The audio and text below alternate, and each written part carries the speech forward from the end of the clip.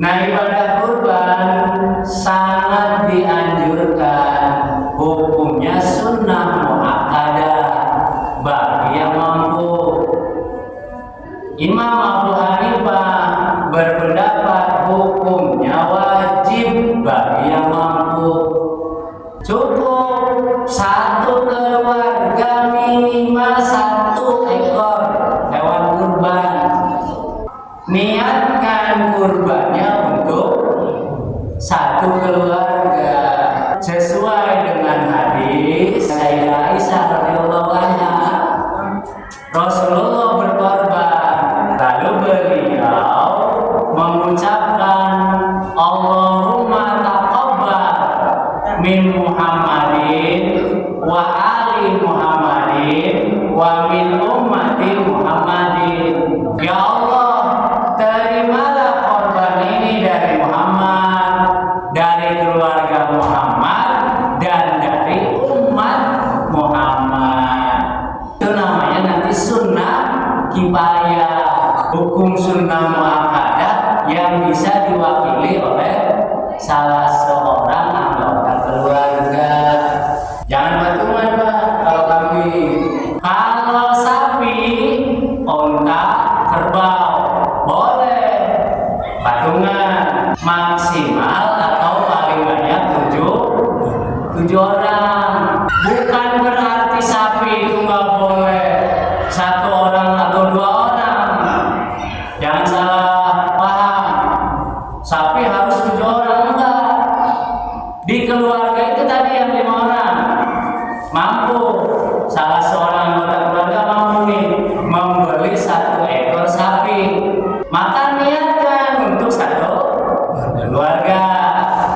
Nanti nama di panitia ketika serah terima enggak usah harus ditulis 7 orang, enggak usah Pak, enggak perlu, karena yang mendapat pahala kurban hanya orang yang mengeluarkan uang untuk membeli hewan kurban, seperti keterangan Syekh Khatib Asy-Syirkini di kitab Mughniul Muhtaj.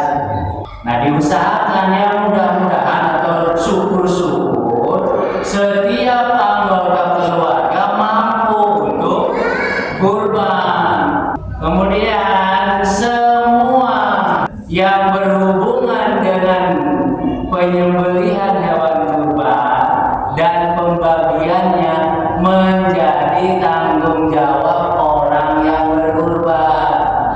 Operasionalnya Bapak Ibu, itu tanggung jawab orang yang berkurban, bukan tanggung jawab panitia atau yang mewakili orang yang berkurban. Untuk upah jaga, untuk upah panitia dari uang orang yang berkorban.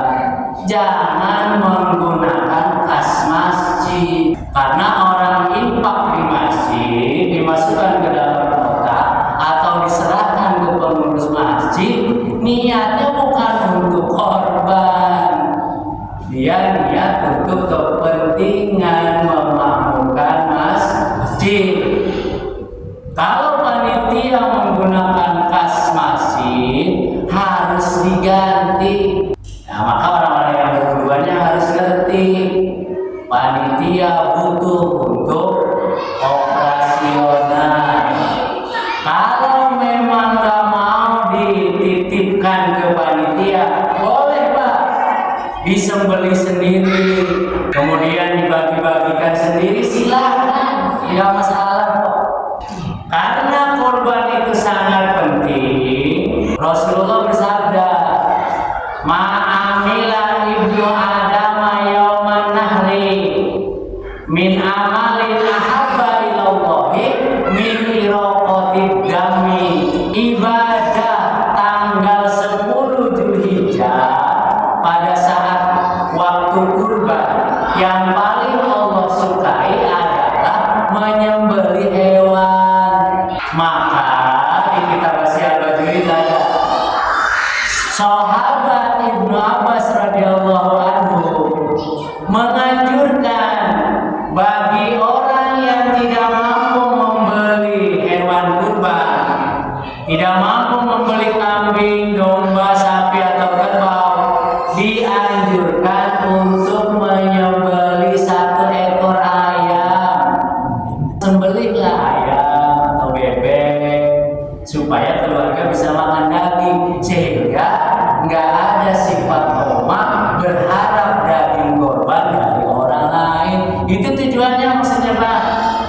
Bukan berarti kalau gitu boleh dong kurban pakai ayam, bukan.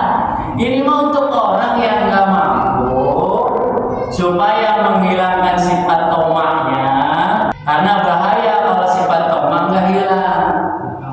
Ngarep-ngarep berharap daging dari orang lain sampai malam nggak dapet, akhirnya ngedumel, marah-marah, dijadiin status di medsos. Ini panitia Nurul Hijrah pelit bener, gara-gara tomak kan?